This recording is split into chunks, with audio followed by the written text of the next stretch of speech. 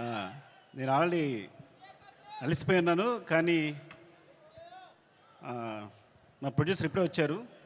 11 అయిందండి, మీరు కొంచెం మాట్లాడి వెళ్దామని. సో అందరినీ పేరు పేరున చెప్పలేమేను. ఒక్కటి మాత్రం నిజం, నేను బన్నీని ఆర్యతో స్టార్ట్ నా జర్నీ, తను ఎలా ఎదుగుతున్నాడో చూస్తూ వచ్చాను.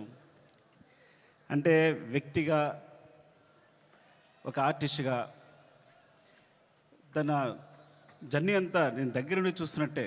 బికాజ్ ఇప్పుడు మాట్లాడుతూనే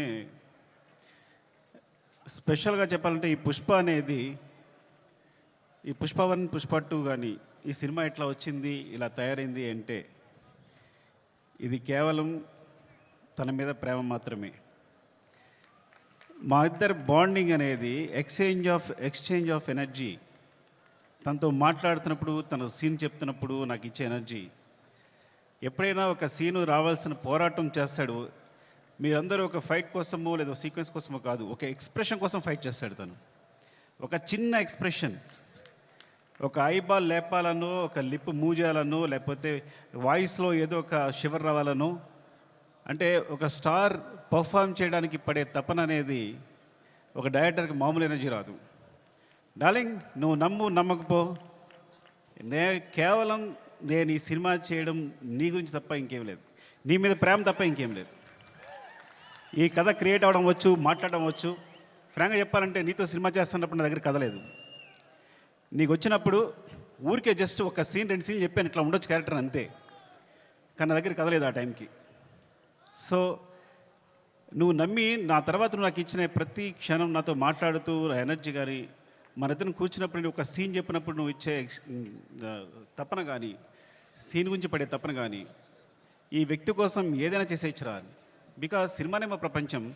ఆ సినిమాలో ఈ సినిమాని ఒక స్థాయి తీసుకెళ్ళడానికి వ్యక్తి ప్రయత్నిస్తున్నాడు అంటే ప్రతి ఒక్కరికి ఒక ఎనర్జీ వస్తుంది. సెట్లో మొత్తం అందరికీ శ్రీవల్లి చెప్పినట్టు, శ్రీలీల చెప్పినట్టు, లేదా అందరూ నా టెక్నీషియన్స్ చెప్పినట్టు, నా అసిస్టెంట్ చెప్పినట్టు ప్రతి ఒక్కరికి కూడా ఏదైనా ఇప్పుడు ఫర్ ఎగ్జాంపుల్ అంటే ఒక ప్లాట్ఫామ్ క్రియేట్ చేస్తాడు తను ఈ హైలో.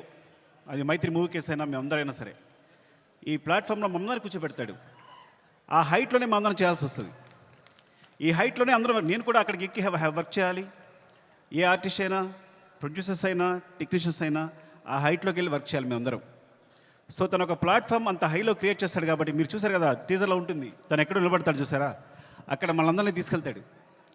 అక్కడ తీసుకెళ్ళి అందరిని కూర్చోబెడతాడు, అక్కడ వర్క్ చేస్తాడు.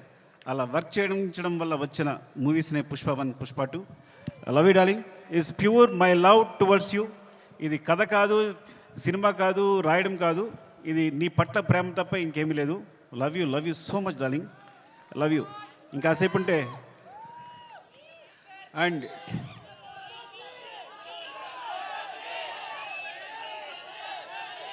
Love you.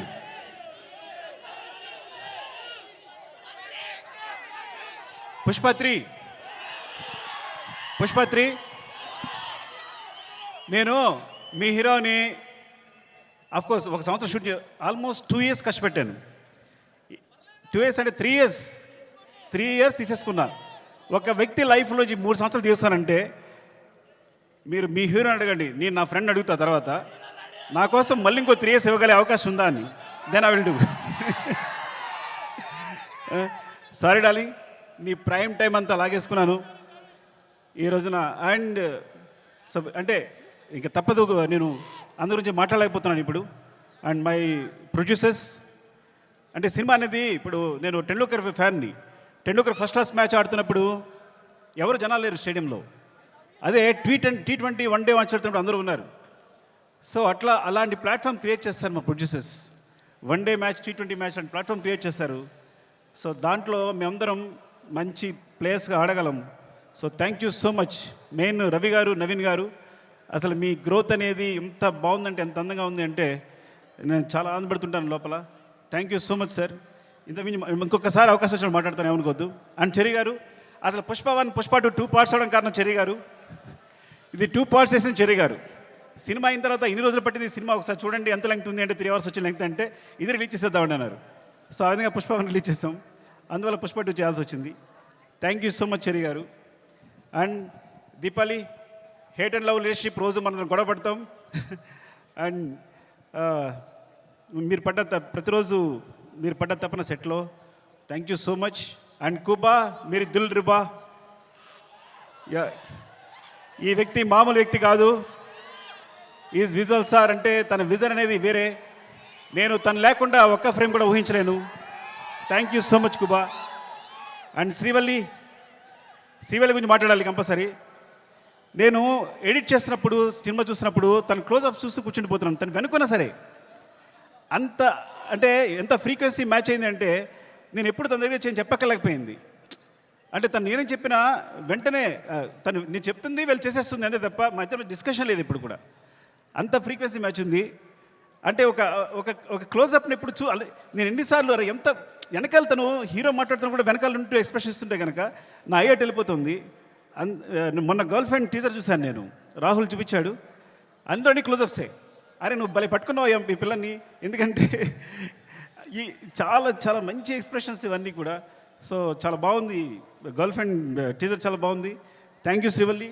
నేను ఇంకోసారి మాట్లాడతా సరిగా మాట్లాడిపోతే. Darling love you. Desh Prasad, నేను నా జర్నీ ఎలా ఉంటుందంటే ఎవరైనా నా జీవితంలోకి వచ్చారంటే అది సాగుతూనే ఉంటుంది. సో అంటే నేను ప్రేమించే వాళ్ళతోనే ప్రేమతోనే వర్క్ చేయగలను. Darling love you so much. నువ్వు క్లైమాక్స్ ఇచ్చిన బ్యాక్గ్రౌండ్ స్కోర్ ఈజ్ ఆసమ్. నిజంగా సినిమాని ఎక్కడికో తీసుకెళ్ళావు. Thank you so much darling. And Sreeleela, thank you Sreeleela. And అమ్మాయి అమేజింగ్ మూవ్స్. అండ్ నువ్వు ముద్దుగా తెలుగు మాట్లాడుతున్నావు. నువ్వు మెసేజ్ పెడితే అన్ని తెలుగులోనే ఉంటున్నాయి. ఈ కాలంలో ఒక అమ్మాయి తెలుగు మాట్లాడుతుంది ఇంత అందంగా అంటే. And god bless you. నువ్వు చాలా మంచి ఫ్యూచర్ ఉంది. Thank you so much. Dakshayani కోపంగా ఉందా నీకు? ఏం లేదు కదా. ద్రాక్షాయిని చెప్తారు. Thank you so much for being part of this movie. ఇంకా అందరూ సునీల్ గారు అందరికీ చెప్పాలి. అండ్ రామా, మౌనిక, నిన్ను తగలయ్యా నాకేం వేస్తావో తెలియదు, చివరికి మాత్రం అద్భుతం చేస్తావు. ముందు మాత్రం ఏం చెప్పాడు, సరిగా చెప్పాడు అంటాడు. చివరికి సెట్ కంప్లీట్ అయ్యేసరికి మాత్రం మనం షాక్ అయిపోయి చూస్తూ ఉండాలి. అలా జరిగినప్పుడు నేను ముద్దు పెట్టుకుంటూ ఉంటాను తనని. అండ్ ఈ నవీన్, ఎడిటర్ నవీన్, అంటే లాస్ట్ మూమెంట్లో ఇవన్నీ కంటిన్యూస్గా చూస్తూ వీళ్ళందరూ గురించి మాట్లాడాలి. రాజకిషన్ గారు, రసూల్, ఇప్పుడు అందరూ చేసిన వాళ్ళు, అండ్ మా టెక్నీషియన్స్ ముఖ్యంగా. అండ్ కమల్ సార్, నేను చాలా కష్టపడ్డాను. టైం అయిపోయింది. ఓకే అందరూ టైం అయిపోయింది చెప్తున్నారు. మళ్ళీ ఇంకొకసారి మాట్లాడుతాను అందరి గురించి. Thank you so much.